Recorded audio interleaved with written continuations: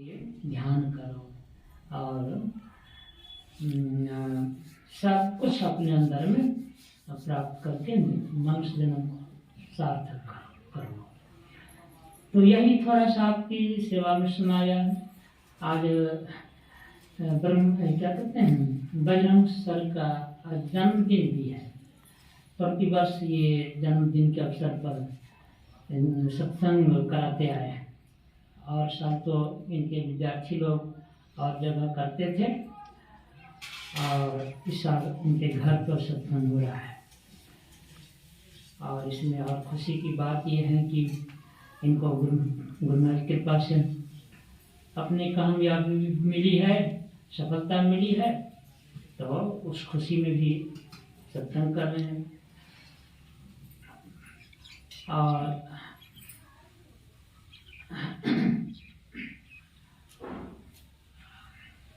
तो गुरु महाराज से प्रार्थना है कि उनके जीवन में भौतिक उन्नति और आध्यात्मिक उन्नति, दोनों उन्नति बढ़ते जाए। एक अध्याय, उनके जीवन का एक अध्याय पूरा हुआ है। इस साल का वर्ष का अंतिम दिन है और बजरंग के जीवन का एक अध्याय पूरा हुआ।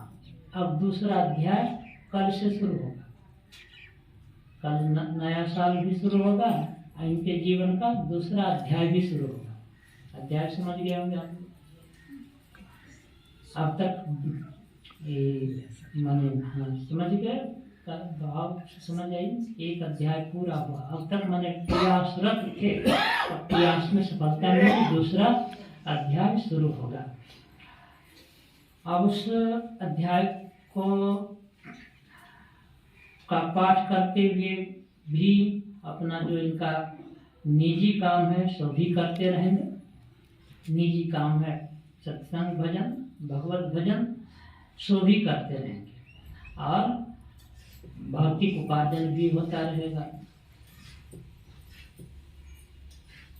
और शास्त्र में बताया गया कि 4 आश्रम होते हैं, उनमें एक आश्रम है, पहला आश्रम है ब्रह्मचर्य आश्रम, दूसरा आश्रम है गारस्थ आश्रम, तीसरा है वानप्रस्थ, चौथा है संन्यास। तो ब्रह्मचर्य आश्रम में विद्याध्ययन करने का विधान है। गुरु महाराज प्रवचन में आया कि 120 वर्ष जीवन को रखिए तो 4 भाग में बांट दीजिए। 30 वर्ष तक ब्रह्मचर्य आश्रम, 30 से 60 तक गारस्थ आश्रम, 60 से 90 तक वानप्रस्थ आश्रम, 90 से 120 वर्ष तक संन्यास आश्रम। पहले के ऋषि मुनि लोग या पहले के लोग इसका पालन, विधिवत पालन करते थे। अब तो वानप्रस्थ आश्रम नहीं है, 3 आश्रम है।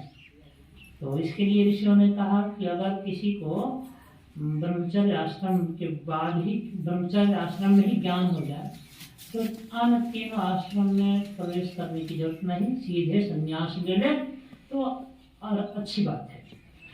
अगर संन्यास नहीं ले तो गारस्थ आश्रम में प्रवेश करें और विधिवत गारस्थ धर्म का पालन करते हुए भगवत भक्ति भी करते रहे तो उनका 4 पुरुषार्थ सज जाएगा। 4 पुरुषार्थ क्या है? अर्थ, धर्म, काम और मोक्ष। विधिवत कहेंगे तो पहला नंबर में धर्म, दूसरा में अर्थ, तीसरा में काम, चौथा में मोक्ष। मतलब क्या हुआ कि धर्म की मर्यादा में रहते हुए अर्थ और काम का कोई उपार्जन करे और साथ ही ईश्वर भजन भी करे तो मोक्ष की प्राप्ति होगी। अगर धर्म की मर्यादा को अलग कर दिया, धर्म को अलग करके केवल अर्थ और काम का उपार्जन करे तो मोक्ष की बात तो दूर, जीवन भी उसका शांतिमय नहीं रहेगा, शांतिमय नहीं रहेगा। मतलब क्या? धर्म की मर्यादा में अर्थ और काम का उपार्जन होना चाहिए और साथ ही साथ भगवत भजन भी होना चाहिए। आज लोगों का जीवन अस्त व्यस्त है, अशांतिमय है। कारण क्या?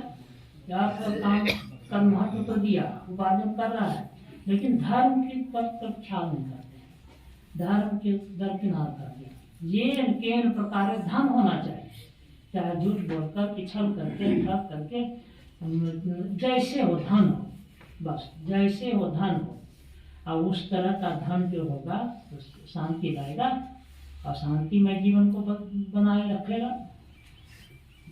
तो कहते हैं कि नहीं, धर्म की मर्यादा में अर्थ काम का उपार्जन करो और भगवत भजन भी करो तो मोक्ष भी मिल जाएगा। गृहस्थ आश्रम में मोक्ष नहीं मिला है, गुरु नानक साहब को मोक्ष नहीं मिला, कबीर साहब को मोक्ष नहीं मिला, जयदास जी महाराज को मोक्ष नहीं मिला, धर्मीदास जी महाराज, दादू साहब, ये सब कुछ सब गृहस्थ आश्रम में थे और